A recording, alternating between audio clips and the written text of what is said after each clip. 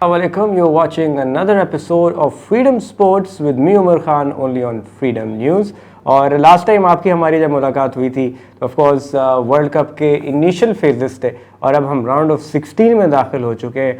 Full of upset world cup गुजरा है जिसके अंदर कितना कुछ हमने देखा है कि चेंज हुआ, कितने बड़े बड़े नाम बाहर हो गए, जिसमें जर्मनी बाहर हो गया, बेल्जियम बाहर हो गया, स्पेन ऑलमोस्ट बाहर हो जाता अगर वहाँ पे कोस्टारिका ने जो 2-1 की लीड जर्मनी के अगेंस्ट हासिल की हुई थी वो बरकरार रहती। हाउएवर इस पे ज़रा तफसील से नज़र डालेंगे। और फिर इंग्लैंड जो कि अभी हाल में ऑस्ट्रेलिया से वाइट वॉश होके आए ऑस्ट्रेलिया में वनडे में, लगता है वो सारा गुस्सा पाकिस्तान पे आके निकाल रहा है क्योंकि टेस्ट क्रिकेट को उन्होंने T20 बना दिया।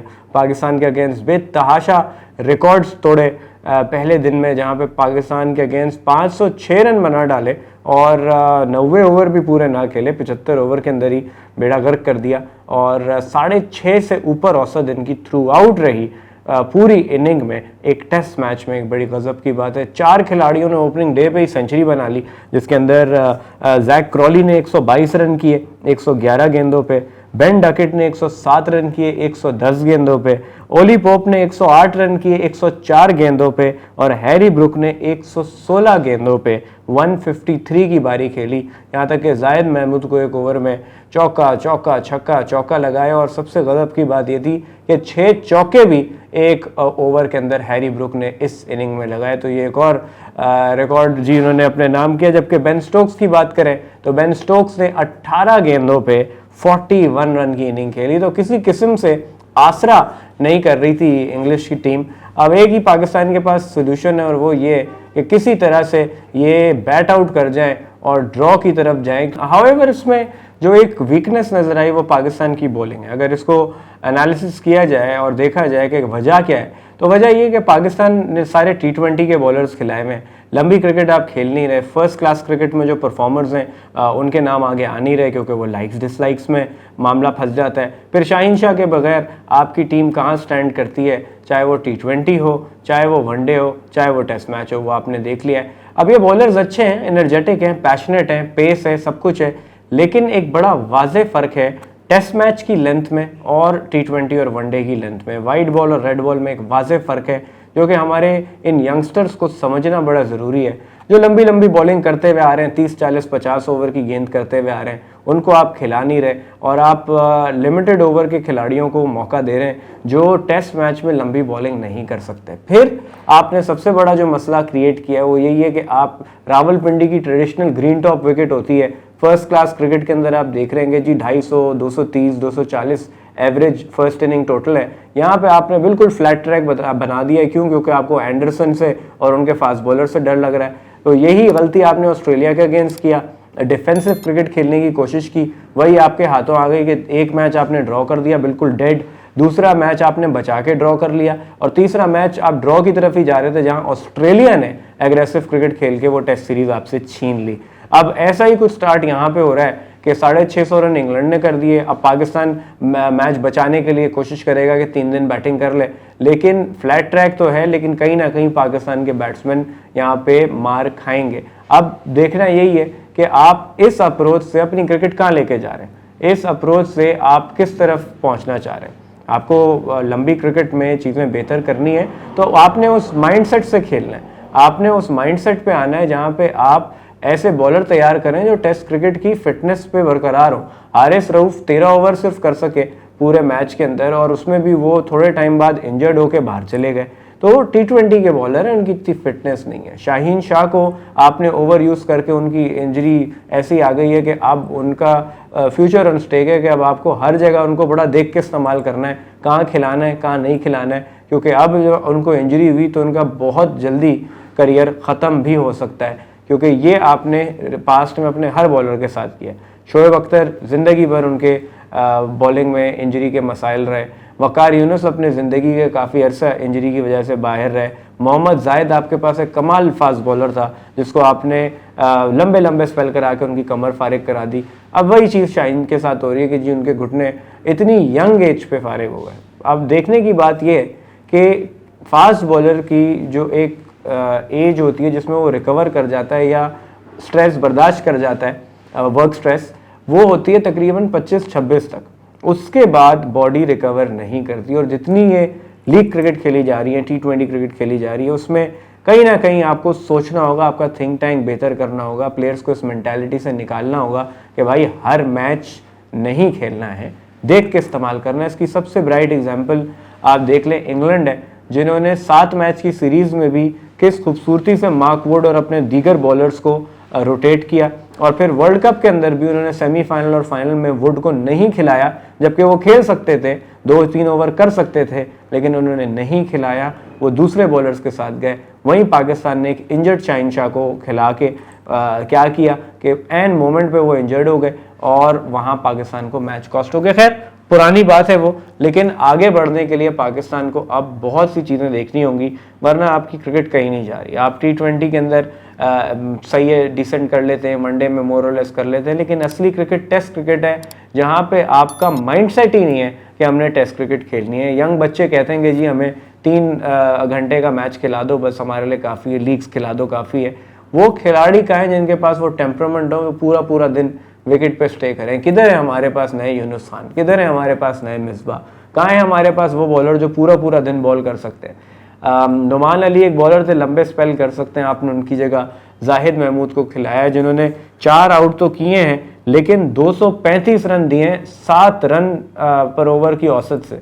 तो एक टेस्ट क्रिकेट में एक स्पिनर इतनी मार खा रहा है तो जस्टिफाइड नहीं है। वो यहाँ 8 भी आउट कर जाएं तो उनके 8 आउट का फ़ायदा नहीं है। तो टीम सिलेक्शन में और माइंडसेट मेंटालिटी में एक वाज़ेह फ़र्क पाकिस्तान को लाना होगा। मज़ीद अब बात करें फीफा वर्ल्ड कप की जानिब, तो फीफा वर्ल्ड कप के अंदर जो मामलात हुए हैं बहुत ही इंटरेस्टिंग रहे। ग्रुप ए से नेदरलैंड्स और सेनेगाल क्वालिफाई किया। सेनेगाल ने फाइनली इक्वाडोर को आखिरी मैच में 2-1 से हरा के अपना राउंड ऑफ 16 का सफ़र मुकम्मल किया, जबकि नेदरलैंड ने ग्रुप टॉप किया। इंग्लैंड ग्रुप बी से क्वालिफाई किया टॉप ऑफ द टेबल, जबकि यूएसए और ईरान आखिरी मैच ऐसा था कि जीतने वाली टीम क्वालिफाई करती। ड्रॉ की सूरत में भी ईरान क्वालिफाई कर जाता, लेकिन यूएसए ने आखिरी मैच में ईरान को शिकस्त दी और यूएसए क्वालिफाई हुआ, जबकि ईरान और वेल्स टूर्नामेंट से बाहर गए। वेल्स बहुत डिसअपॉइंट किया, गैरेथ बेल का आखिरी वर्ल्ड कप होते हुए भी वो कुछ ना कर सके। Bottom of the table Wales ने सिर्फ 1 पॉइंट हासिल किया, वो भी इत्तेफाक से पेनल्टी मिल गई तो उनको वो 1 पॉइंट मिल गया था, वरना वो भी ना मिलता। तो अब गैरेथ बेल जाके सुकून से गोल्फ खेल सकते हैं, वहीं पे वो बेहतर है। ग्रुप सी के अंदर अर्जेंटीना सऊदी अरब से ओपनिंग मैच हारने के बाद 2 लगातार मैच जीत के अपना उन्होंने सफ़र राउंड ऑफ 16 में पक्का किया। पोलैंड आखिरी मैच अर्जेंटीना से हारने के बावजूद राउंड ऑफ 16 में आ गया, जबकि मेक्सिको के 4 पॉइंट्स थे, लेकिन गोल डिफरेंस, सिर्फ 1 गोल के डिफरेंस की वजह से मेक्सिको की टीम टूर्नामेंट से बाहर हो गई। जबकि सऊदी अरब जीतने पे क्वालिफाई हो जाते मेक्सिको के अगेंस्ट। इनफैक्ट सऊदी अरब अगर ड्रॉ भी कर जाता तो उनकी उम्मीदें अच्छी थी टू क्वालिफाई, लेकिन वो ड्रॉ भी ना कर सके and Saudi Arab also went out of the world cup. Group D से फ्रांस और ऑस्ट्रेलिया क्वालिफाई किए। ऑस्ट्रेलिया को आखिरी मैच डेनमार्क से जीतना लाजमी था, जो कि वो जीते, जबकि ट्यूनिसिया ने फ्रांस को आखिरी मैच में हराया। फ्रांस ने ज़रा हल्के प्लेयर खिलाए थे, लेकिन फिर भी ट्यूनिसिया के लिए बहुत बड़ी बात है कि डिफेंडिंग चैंपियंस फ्रांस को उन्होंने शिकस्त दी, जबकि ऑस्ट्रेलिया ने डेनमार्क जैसी टीम के अगेंस्ट न सिर्फ स्कोर किया, उनको शिकस्त देके टूर्नामेंट के ही बाहर कर दिया, which was a very big deal. जबकि जापान ने स्पेन को शिकस्त दी है और ग्रुप टॉप किया है। स्पेन पहला मैच 7-0 जीतने के बाद उनका गोल डिफरेंस इतना अच्छा था कि उसकी बेस पे ही वो क्वालिफाई कर गए। जर्मनी 4-2 से अपना मैच जीता भी, उसके बावजूद बाहर हो गया। जापान से वो हारे थे और एक मैच उनका स्पेन से ड्रॉ हुआ था, जिस वजह से जर्मनी जैसी टीम एक बार फिर पहले राउंड के अंदर वर्ल्ड कप से बाहर हो चुकी है। जबकि मोरक्को ग्रुप एफ से टॉप किए हैं और क्रोएशिया उनके साथ क्वालिफाई किए हैं। बेल्जियम जैसी टीम टूर्नामेंट के बाहर चली गई। लुकाकू को बड़े चांसेस मिले, अकेले चांसेस मिले, लेकिन वो कुछ ना कर सके और आखिरी मैच जो क्रोएशिया बेल्जियम का डिसाइडर था 0-0 से बराबर रहा, जिसकी वजह से सिनेरियो ये हुआ कि बेल्जियम भी टूर्नामेंट में शुरू में ही बाहर हो गया। अब likely of course Brazil tournament की फेवरेट है, पोर्चुगल ग्रुप एच से फेवरेट है। अब राउंड ऑफ 16 के जो मैचेस हैं वो बिल्कुल शुरू होने हैं आज से और बड़े ही ज़बरदस्त मैचेस एक्सपेक्टेड हैं। अब यहाँ से 0-0 हुआ भी तो मामला एक्स्ट्रा टाइम पे जाएगा, पेनल्टीज़ पे जाएगा और बहुत ही एक्साइटिंग ये वर्ल्ड कप चलेगा। अब अगली आपकी हमारी जब मुलाकात होगी तो उस वक्त फाइनल्स बिल्कुल सर पे होंगे वर्ल्ड कप के और ये होगा कि जी सेमीफाइनल्स में कौन है, फाइनल्स में कौन है, तो ये सारी बातें होंगी। फीफा वर्ल्ड कप काफ़ी एक्साइटिंग रहा, कतर में वर्ल्ड कप रहा, बहुत सी हैपनिंग्स रहीं, बहुत सी चीज़ें रहीं, बहुत सी कंट्रोवर्सीज रहीं, लेकिन नन ऑफ द लेस मेरी मेमोरी से इतना कमाल वर्ल्ड कप बड़े अरसे में देखने को मिला, जहां हर रोज़ कुछ ना कुछ नया, हर रोज़ कुछ ना कुछ एक्साइटिंग होता था, एक से एक अपसेट्स देखने को मिले। बड़े जॉइंट्स जैसे जर्मनी, बेल्जियम ये टूर्नामेंट के बाहर शुरू में ही चले गए, डेनमार्क टूर्नामेंट के बाहर चला गया।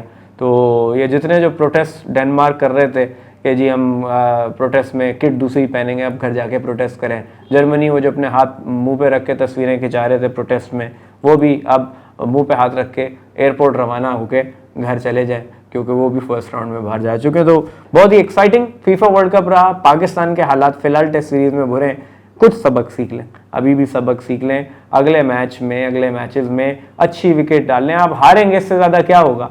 डर के नेगेटिव क्रिकेट खेलने से आपको कुछ हासिल नहीं होगा। ऐसी विकेट बनाएं जिसमें बॉलर के लिए भी कुछ हो, ताकि बॉलर्स भी थोड़ी जान मारें, बॉलर्स भी थोड़ा सा फाइट करें और इस तरह से कुछ मैचेस हों तो उसमें जान आए, कुछ मज़ा आए। तो इस हवाले से मज़ीद आपसे बात होगी, मुलाकात होगी और उसमें हम डिटेल्स में डिस्कस करेंगे कि वर्ल्ड कप में मज़ीद क्या हुआ और ये पाकिस्तान इंग्लैंड की सीरीज़ आगे कैसे बढ़ती है। और ऑफ कोर्स बहुत सी दीगर इंटरनेशनल क्रिकेट जारी है, उस हवाले से भी बात होगी।